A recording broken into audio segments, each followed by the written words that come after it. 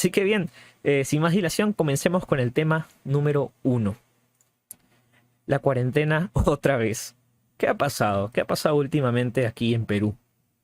Pues bien, el martes 26 de enero, el presidente Francisco Sagasti anunció cuarentena otra vez. Estas medidas van a comenzar este 31 de enero, este domingo 31, y pues terminan, según el mensaje de la Nación, el 14 de febrero. ¿Qué es lo que decía este mensaje de la Nación? De que pues ha clasificado las regiones del país en tres niveles: alto, muy alto y extremo. En el nivel alto tenemos a Piura, Loreto, Lambayeque, La Libertad, San Martín, Ucayali y Madre de Dios. Es decir, prácticamente toda la selva del Perú y el norte también. Y bueno, ¿qué medidas aplican en las regiones con el nivel alto? Aquí aplica que los aforos estarán entre el 30 y el 50% para todos los lugares. Y bueno, el toque de queda de 9 de la noche a las 4 de la mañana. Luego tenemos las regiones en nivel muy alto, donde aquí estarán Tumbes, Amazonas, Cajamarca, Ayacucho, Cusco, Puno, Arequipa, Moquegua y Tacna. Es decir, gran parte de la sierra, Tumbes ahí en el norte, y bueno, el sur del país también con Puno, Tacna, Moquegua y Arequipa. Aquí, bueno, las medidas que se van a aplicar es que los aforos recreativos se irán al 0%, es decir, no gimnasios, no conciertos, nada de recreación, todos los aforos al 0%.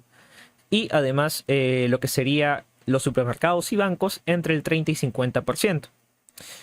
Además que se aplica el toque de queda de 8 de la noche a 4 de la mañana. Es decir, acá aumenta una hora más el toque de queda, comienza una hora antes.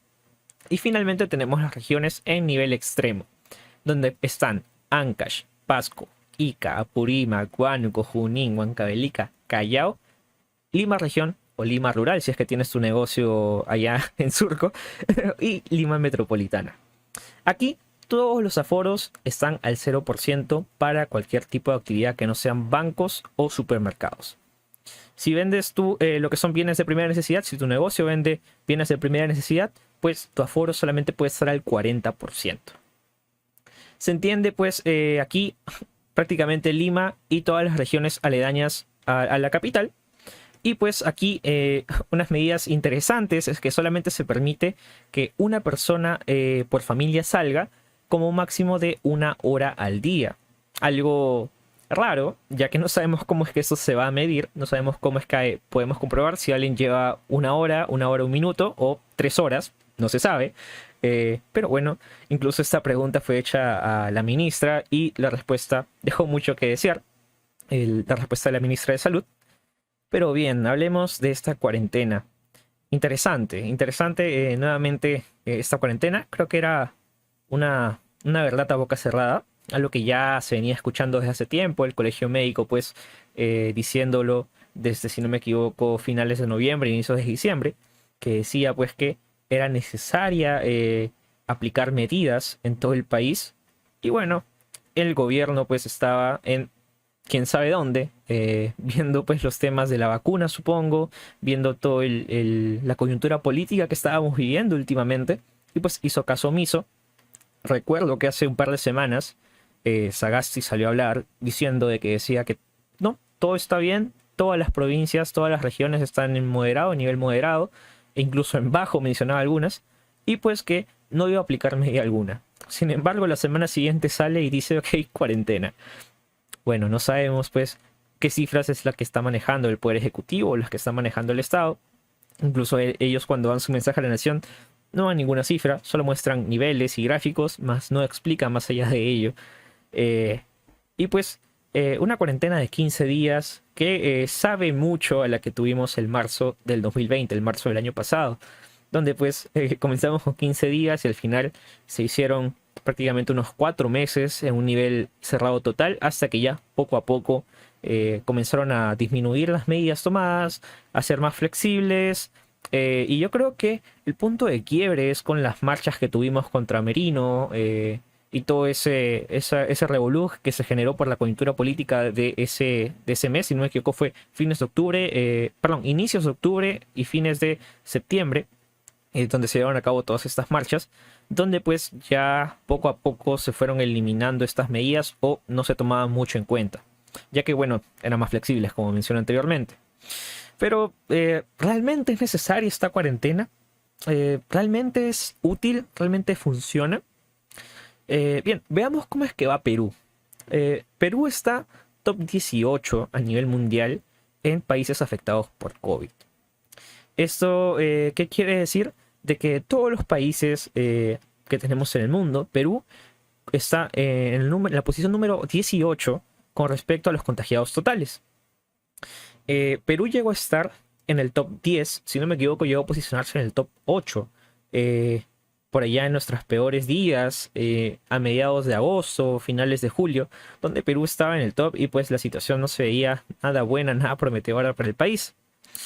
Si comparamos la situación actual, también no es nada prometedora. De hecho, es alarmante. Veamos el pico más alto en la segunda ola. Ustedes lo pueden ver en pantalla, o si no, yo se los voy a contar para los que me escuchan en Spotify. En esta segunda ola, hemos tenido un pico más alto el 15 de enero, es decir, un par de semanas atrás de la grabación de esta edición, donde teníamos 7.361 infectados.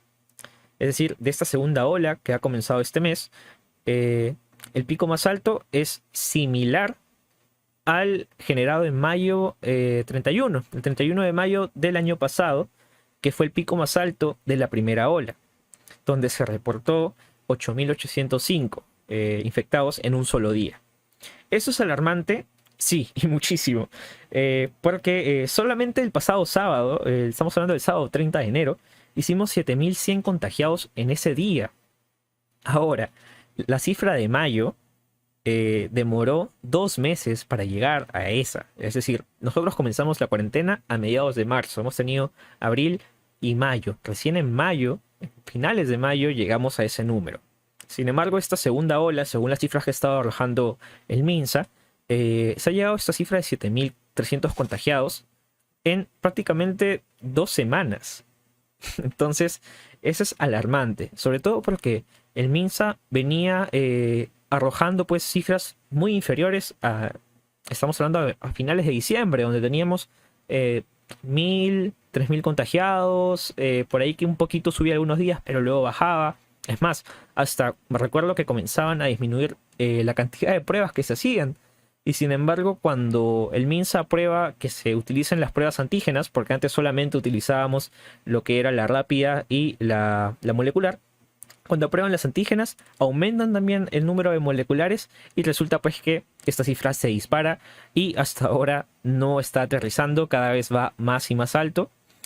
Y pues aquí definitivamente es una situación muy alarmante.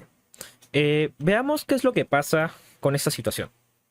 Según la OMS, la gente asintomática puede contagiar. Puede contagiar. Y lo peor es que, como son asintomáticos, no se sabe quién realmente es portador del virus o no. Incluso la OMS en su página web menciona de que si alguien da positivo a lo que es el test de COVID, da positivo, y es asintomático, debe mantenerse bajo cuarentena por lo menos 10 días. Se supone que después de esos 10 días ya puede darse de alta y pues no debería contagiar. Mientras tanto, en el caso de los sintomáticos, tendremos pues que después de dar positivo, deben esperarse 10 días desde la última vez que dio síntomas.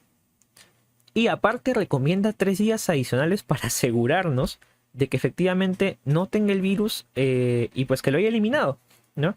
Y aquí está una duda mía, la cual es saber si durante esos 10 días aún puede seguir contagiando o no. ¿Cuál es la situación? ¿No? ¿Cuál es la situación de los pacientes?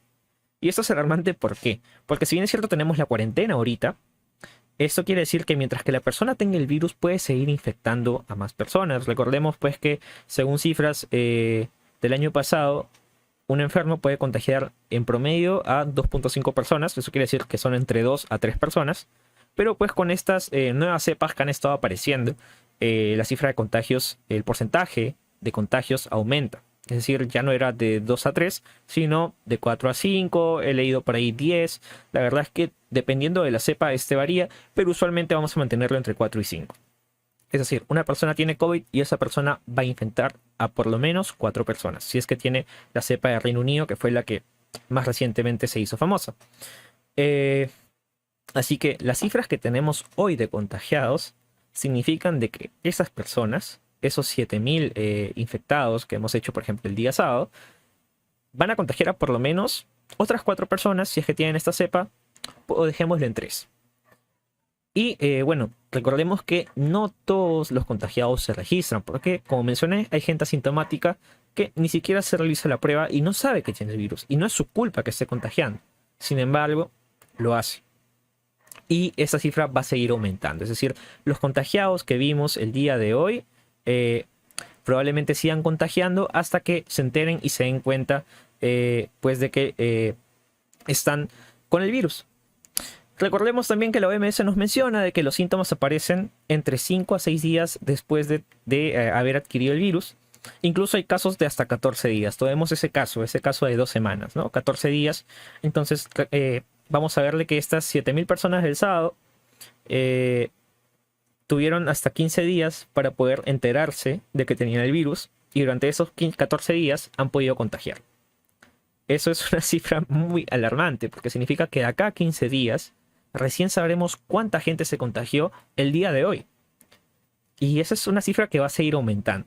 Entonces lo que la cuarentena tiene que hacer es parar, frenar de cierto modo ese avance.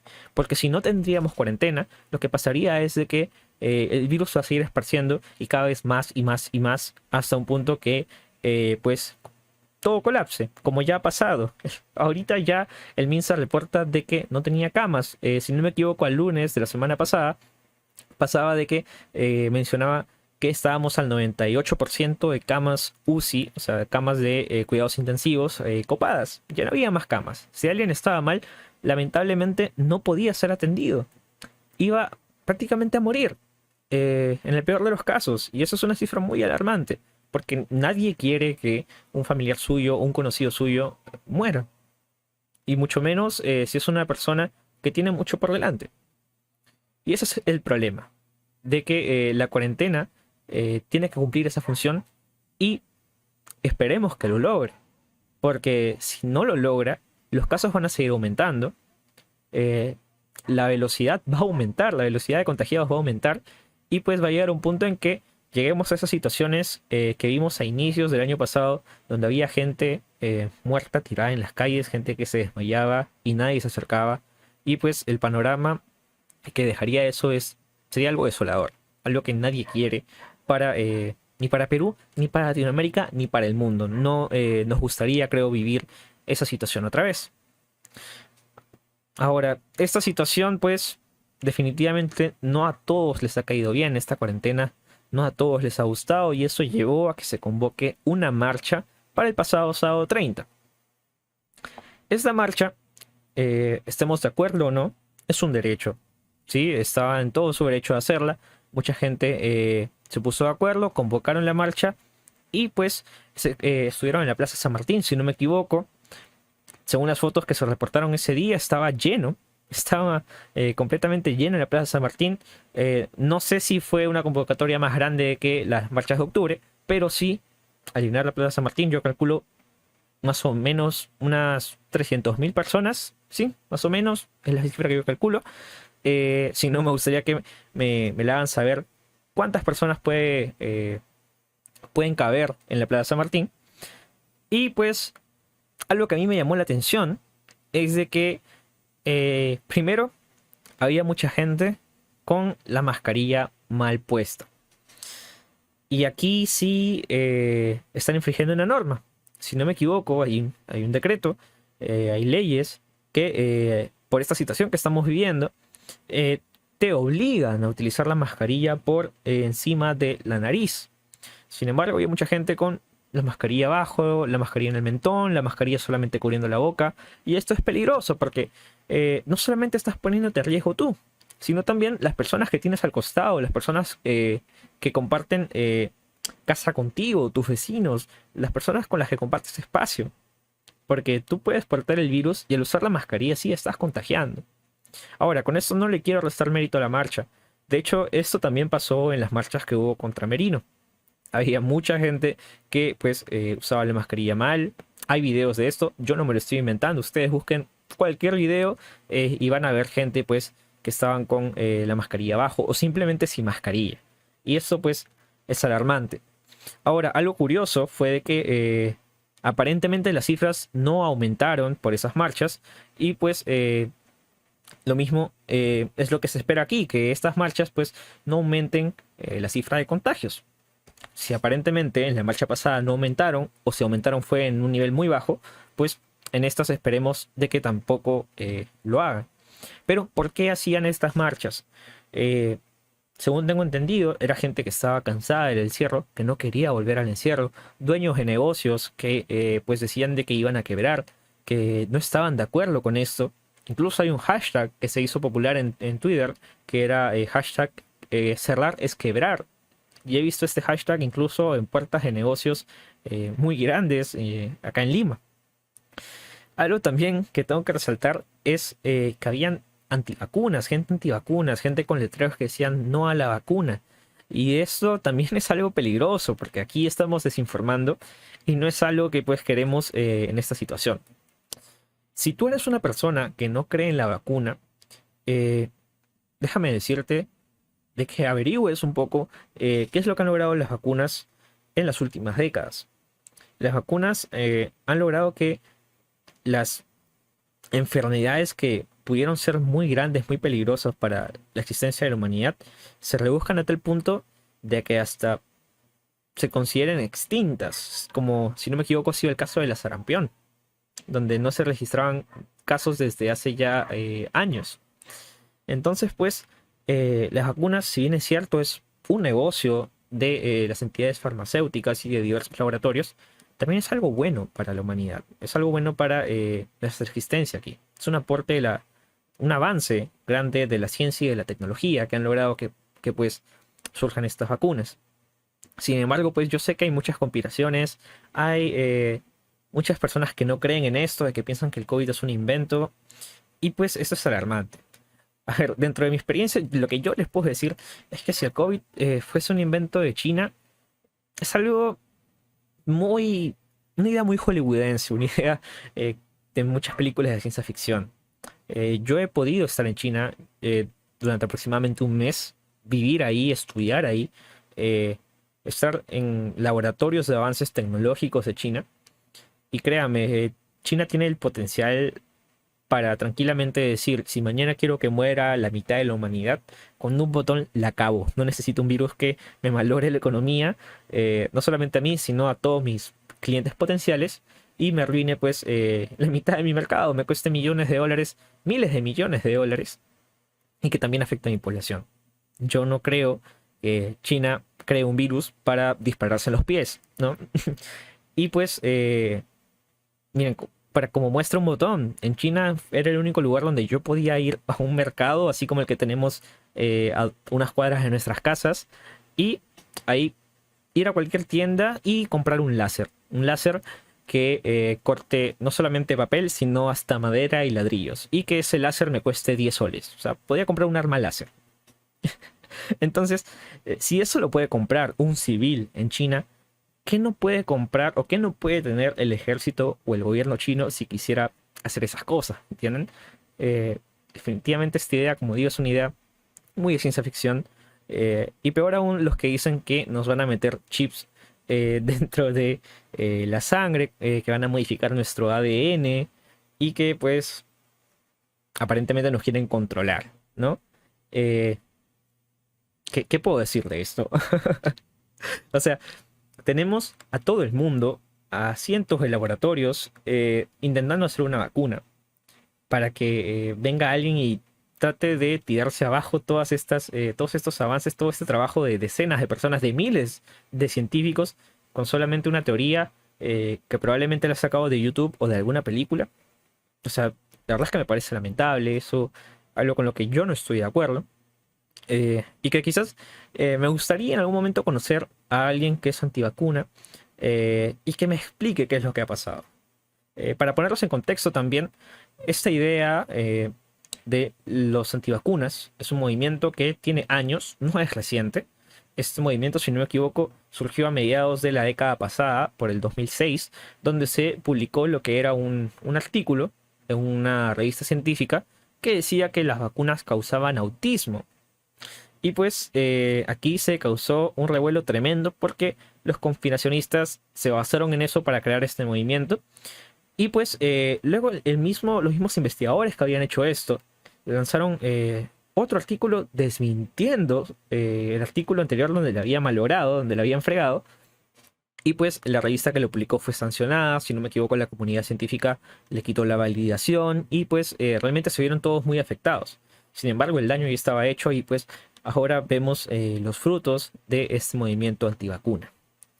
He visto también dentro de esta marcha que se hizo el sábado pasado carteles contra Sagasti. Carteles que ya llevan esto a la cuestión política y eso es algo también alarmante. Yo creo que la situación sanitaria que estamos viviendo, la situación de salud que estamos viviendo en el país y en el mundo, no se debería prestar para lo que es cuestiones de política, cuestiones de campaña, sobre todo ahorita que estamos a puertas de las elecciones aquí en Perú, porque no, no, o sea, ahorita lo que menos queremos es que la gente se vea afectada. No queremos ver muertos, no queremos eh, gente que nos enteremos de que familiares nuestros se vean afectados. No queremos eso. Yo creo que nadie lo quiere. Y llevarlo a a la política esto me parece algo absurdo. Porque yo creo que eh, si por Sagasti fuera, eh, sabiendo que ahorita su aceptación es de solamente el 21%, según, si no me equivoco, un dato que publicó el comercio, eh, ¿cómo va a querer, no? Dispararse a los pies él también y decir, no, para que la gente me odie más, voy a hacer cuarentena otra vez.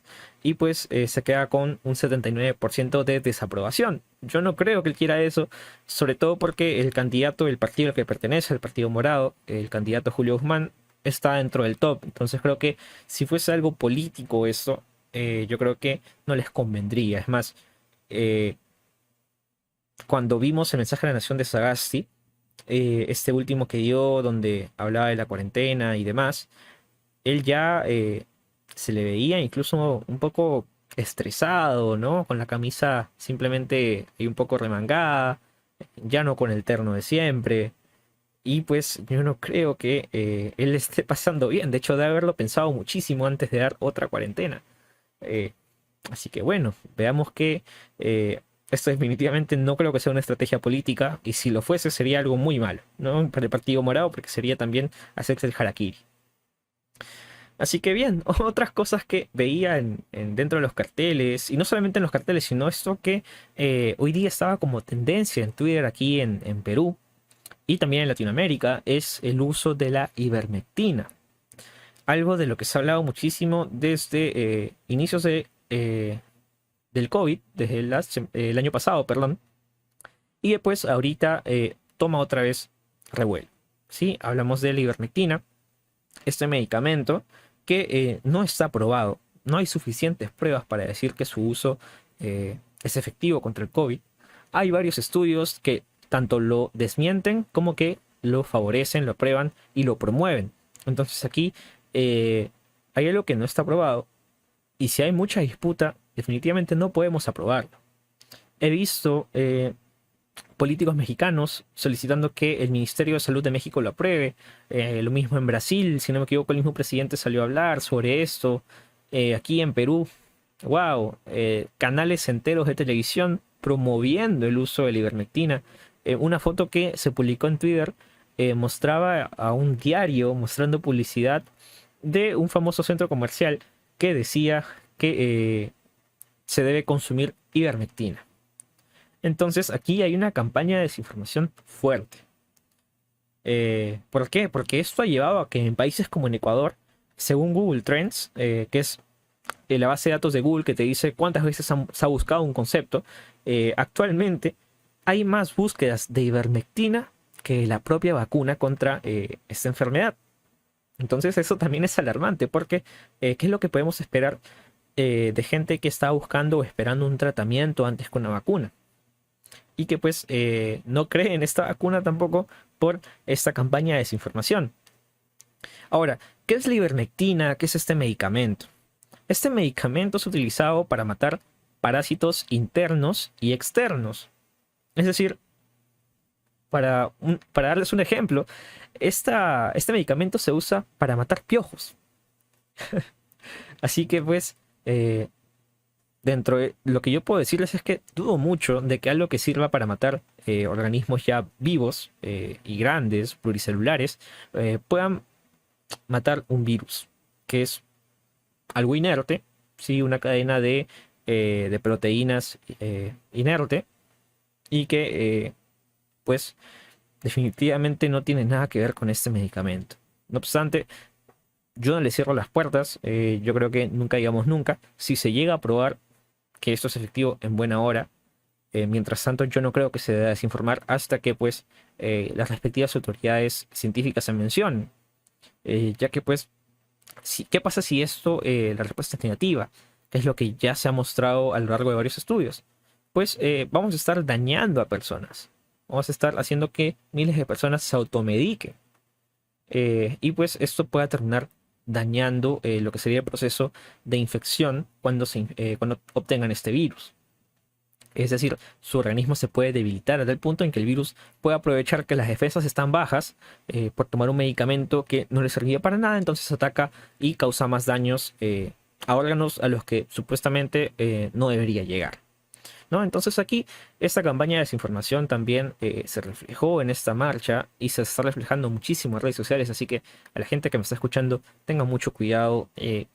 Yo sé que esto está siendo muy popular a tal punto de que qué tan popular debe ser que en las farmacias actualmente solamente te dejan comprar un frasco de ivermectina por familia, por persona. Y eso es algo que llama muchísimo la atención. Algo que yo debo decirles es de que yo he sido paciente, yo me infecté en octubre, a finales de octubre si no me equivoco, y pues yo la pasé muy mal. A mí me dio y me afectó muy fuerte, a tal punto de que yo recuerdo estar acá echado en la cama que vemos atrás y yo no podía ni pararme, me sentía muy fatigado con dolor de cabeza muy feo, me dolía abrir los ojos, ver la luz. Fueron días muy feos. La enfermedad es algo totalmente de nuevo a lo que en algún momento de mi vida había podido pasar y yo me sentí muy mal.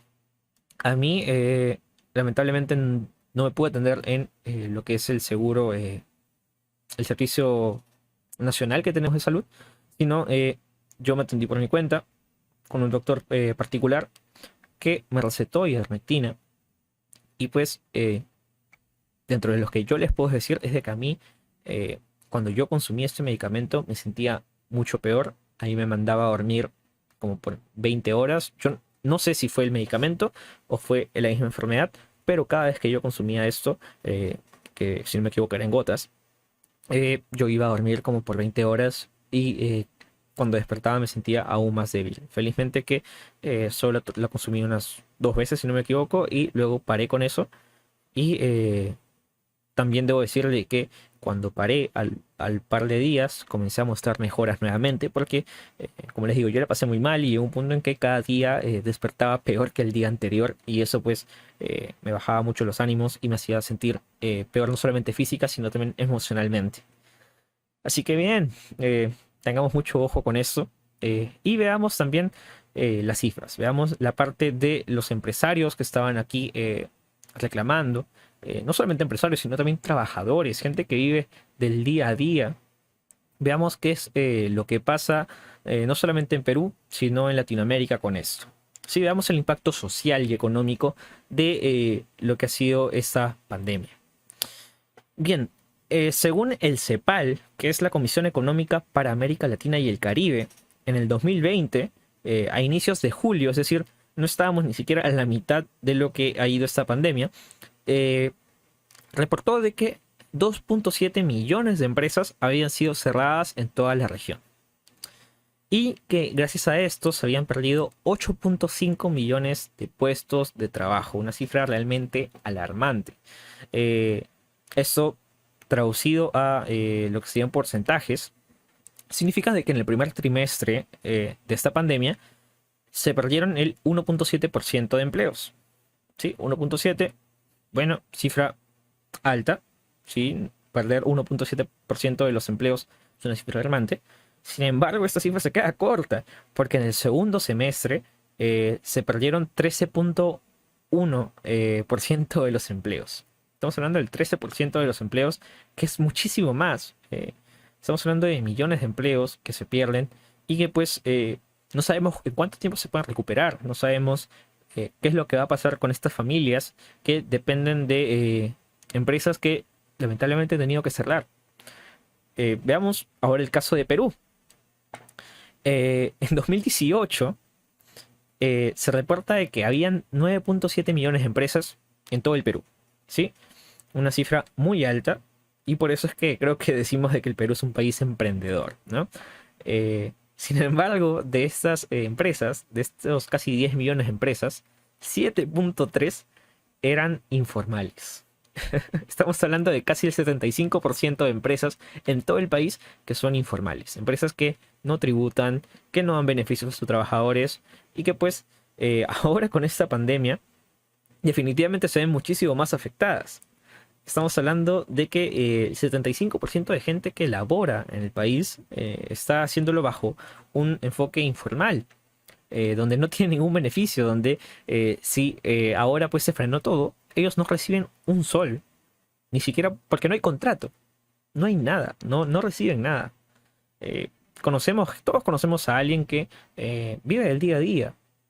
No es necesario tener un amigo, sino simplemente bajamos a la esquina, tomamos un micro y probablemente veamos a alguien que vende golosinas o algo así, y pues definitivamente es informal. Bodegas, kioscos, lugares que son informales, que no tributan, que no entregan boletas, que no tienen beneficios algunos, y que pues esta pandemia les afecta. Lo vimos el año pasado con esta primera ola, donde cuando se cerraron las empresas, los negocios, por pandemia, por la cuarentena, recibieron un bonos que al final sumaron miles de millones de soles, y que pues supuestamente iba a cubrir estos espacios, estos vacíos, donde no se pudo realizar ninguna actividad económica más que bienes de primera necesidad. Muchas empresas pidieron bonos, canales de televisión, medios de prensa, supermercados, tiendas por departamento, en fin, muchas empresas que recibieron dinero del Estado como bono, y que pues no sabemos ahora qué es lo que va a pasar. Si bien es cierto, ahorita creo que grandes empresas no se han sumado aún a estas marchas, a este movimiento de cerrar es quebrar.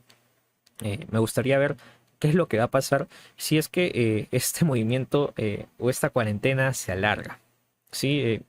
No sé qué es lo que va a pasar. Me gustaría saber, ¿no? Ver si de repente empresas como Saga, como Ripley, se animan a sumarse, porque definitivamente no habrá bono. De repente el Estado se anima a dar un bono, cosa que yo dudo mucho, porque algo que había pasado últimamente es que se reportó que el Perú ya no tenía un colchón económico para dar más bonos, ¿no? Hablábamos de que muchos expertos salían a decirle que Perú dar otro bono así de miles de millones de soles era muy peligroso para la economía nacional, que ya aparentemente mostraba un gran un retroceso, perdón, en al cierre del año. Si no me equivoco, hablábamos de un 8 a 12%, que era el estimado. Creo que aún no ha salido el reporte oficial, pero sería interesante verlo y saber cuánto ha retrocedido nuestra economía últimamente con esta pandemia, qué tanto nos hemos visto afectados, porque si hablamos de un 8, de un 12%, estamos hablando de unos 3, 4 años de retroceso, ya que el país venía avanzando con un 2.5, 2.3% anualmente, y ahora pues que retroceda tanto, significa también que todos esos años en donde se han avanzado se borren, ¿no? Entonces hay que ver qué es lo que va a pasar. De hecho, creo que eso es un tema interesante que ningún candidato está tocando dentro de esta campaña. No he visto aún propuestas, no he visto planes de gobierno, pero me gustaría ver qué es lo que proponen para reactivar la economía, ¿sí? Porque va a ser interesante y la va a tener muy difícil el candidato que venga como presidente, el candidato que gane las elecciones, la va a tener muy difícil para reactivar esta economía, ya que no solamente tiene que avanzar esos años de forma rápida, sino también, aparte de recuperarlos, tiene que avanzar un poquito más, ¿sí? Si no, esto va a afectar a la larga Y no solamente a larga, sino en el corto plazo, ya que pues nadie quiere invertir en un país que está retrocediendo en vez de avanzar. ¿No? Las inversiones extranjeras y demás se pueden retirar y eso afecta al país, sobre todo sabiendo que Perú es un país que no es productor, sino simplemente es extractor, ¿sí? Exportamos materias primas y demás. Entonces hay que ver cómo es que esto se da. Eh, bueno, con respecto a la gente que vive el día a día, es una opinión que yo tengo un poco dividida. Porque si bien es cierto, eh, esta gente va a pasar hambre, esta gente va a probablemente perder su hogar y demás. ¿Qué es lo que pasa si es que ellos se infectan? ¿Qué es lo que pasa si sus familias se contagian y pues desarrollan la enfermedad? Yo ya tengo muchos conocidos, muchos amigos que han perdido familiares. Y eran amigos y conocidos que sé que tenían un trabajo estable, que aún así en los hospitales les dicen no cobramos tanto o simplemente no, no hay cama, no podemos atender a tu familiar. Y no queda otra más que esperar en casa a que ocurra ese milagro y no ocurre. Y creo que eso es algo muy doloroso, el enterarme cada semana de que alguien falleció, alguien que yo conocía falleció, es algo que me afecta y que es algo de lo que me duele decir que prácticamente me estoy acostumbrando. Y eso es algo que no me gustaría que siga pasando. Ahora, vayamos nuevamente a la gente que vive el día a día. ¿Qué pasa si se infectan? ¿Qué es lo que podemos hacer aquí? ¿No? Porque estamos viendo de que no hay camas. El Estado recién ha comprado camas, que si no me equivoco han aumentado en 300 la cantidad de camas. Ya no teníamos 1500, sino ahora son como 1800. Pero aún así no hay infraestructura para operarlas. No hay doctores. Si no me equivoco, están pidiendo, el salud está pidiendo de que se aumenten la cantidad de horas de trabajo de los doctores porque no hay doctores para que atiendan en emergencia, no hay la maquinaria para poder habilitar todas estas camas, mucho menos en provincias, mucho menos en otras regiones, en zonas rurales. Entonces, ¿qué es lo que va a pasar con esta gente? ¿No? Yo creo que de ambos lados vemos un panorama muy, muy sombrío, ¿no? Perspectivas muy, muy bajas con respecto a lo que puede pasar con estas personas. Sin embargo, creo que la mayoría de personas que viven del día a día simplemente prefieren ir a marchar y arriesgarse. Y pues creo que acá eh, entramos a esa disputa, ¿no? Saber qué es lo mejor para estas personas. Sin embargo, yo creo que ellos están en su libertad de defender su posición. Si ellos desean hacerlo, está bien.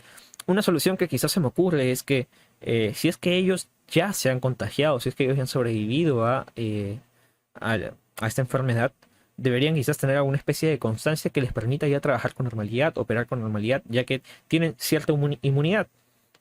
Ahora, yo sé que la inmunidad no está comprobada, no sabemos cuánto tiempo tiene, pero en mi caso, yo, por ejemplo, he estado en contacto con dos amigos que se contagiaron y pues son amigos muy cercanos. Entonces yo al verlos los suelo abrazar, les suelo dar la mano, ¿no?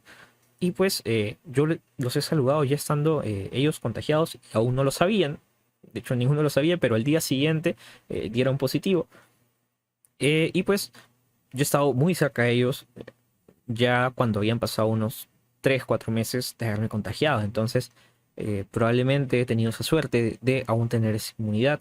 Felizmente todos en casa aquí no se contagiaron, pero no sabemos efectivamente de cuánto es exactamente la inmunidad que tenemos después de habernos contagiado. Incluso tengo conocidos que me comentan que se han contagiado 2 veces. Tengo una amiga que también me comentó que se contagió a inicios de la cuarentena y luego se hizo la prueba en julio y volvió a dar positivo y volvió a mostrar síntomas y esta vez incluso un poquito más fuertes. Entonces no sabemos cómo es que realmente funciona esta enfermedad y eso es lo malo de que no todo lo que se dice sabemos si es realmente cierto. Entonces, por más que te hayas contagiado, por más que no te hayas contagiado, por más que estés en cuarentena o sin cuarentena, siempre cuídate y toma tus medidas. Es algo que yo te recomiendo porque no queremos que a nadie nos pase nada malo. Por otro lado está también comentarios que yo he leído en redes sociales que decían, sí, pero esta gente que vive el día a día, ¿por qué no se formalizan? O ¿por qué no dan otro bono? O ¿por qué, esto es lo que más me alarma, ¿por qué no se dan todos a lo digital? Y bien, aquí es algo muy interesante porque yo también pensaba así en un inicio, ¿no? Yo soy ingeniero de software, yo estoy por terminar mi carrera y pues aquí me di cuenta de algo, de que si bien es cierto armar un sistema requiere de tiempo, también requiere de bastante inversión. No es sencillo. Yo ahora que estoy redactando lo que es mi tesis y estoy investigando, he leído tesis redactadas, si no me equivoco, en Trujillo, donde en un supermercado, uno de los supermercados más grandes de Trujillo, implementaron una tienda virtual y no funcionó. Después de 3 meses de haberlo implementado, las ventas que lograban por ese canal eran muy bajas. El principal canal de ventas era el presencial. Y estamos hablando del año 2019. Entonces, este es algo muy interesante porque es difícil el comercio electrónico aquí en Perú y en la región de Latinoamérica en sí. Estamos hablando de una región donde solamente el 30% está bancarizado. Es decir, 3 de cada 10 personas en Latinoamérica tienen una tarjeta de débito y el porcentaje de tarjetas de crédito es mucho menor. Entonces, ¿cómo queremos mandar a lo digital y crear canales digitales de ventas con una región donde prefieren pagar en efectivo, donde pues no desean tener su dinero en bancos? Sobre todo ahora en Perú, que hace un par de semanas se anunció que la SUNAT pues iba a revisar las cuentas, donde si tenía más de 10.000 soles te iban a citar, ¿no? Donde iban a tenerte ahí bajo la mira. Y esto es algo muy alarmante porque sabiendo de que el 75% de negocios son informales en Perú y que pues menos van a querer meterse dinero en los bancos si es que la SUNAT va a estar ahí viéndolos. Para los que no saben, la SUNAT es el ente que regula la tributación aquí en Perú, la tributación de las empresas, la tributación de todos en sí. Entonces lo que pasó fue que ellos, con ayuda del Congreso, si no me equivoco, se hizo una ley donde decían de que si tienes más de 10.000 soles en tu cuenta del banco, ellos iban a levantar el secreto crediticio y iban a darles información a la SUNAT para saber de dónde es que estaban viniendo este dinero. Entonces, esto es algo que alarmó, algo que causó revuelo también en las empresas últimamente y que seguramente se ve mucho, afecta mucho más la situación actual. Entonces, definitivamente crear un canal de ventas digital, estamos hablando de un sitio web de e-commerce, ¿no? O incluso vender simplemente por redes sociales es difícil. Sobre todo sabiendo de que no todos también saben cómo realizar marketing digital, que es el único lugar donde te puedes hacer conocido y hacer conocer tu negocio a través de redes sociales. Es algo que tiene complejidad, mucho menos para gente que no está acostumbrada a utilizar lo que es las redes sociales, lo que es la tecnología el día de hoy. Si vemos también el porcentaje de gente que tiene internet en Latinoamérica, este porcentaje es muy bajo. Si tú ahorita me puedes ver, si tú ahorita me puedes ver desde una computadora, desde un celular, déjame decirte que somos parte de una minoría. Nosotros representamos menos del 50% de Latinoamérica en general, porque si no me equivoco es el 60% de Latinoamérica que no cuenta con una conexión a internet. Y ahora, de ese 40% al que pertenecemos, hay que ver cuántos tienen una conexión estable. Estoy seguro que el porcentaje con una conexión rápida es mucho menor. Una conexión de fibra óptica, uff, somos una minoría definitivamente los que tenemos una conexión de fibra óptica. Entonces, creo que aquí la opción de mudarnos todos a lo digital, si bien es cierto, es una necesidad, no es algo que sea fácil. No espero que sea algo que se logre esta cuarentena y es algo que nos dará mucho trabajo.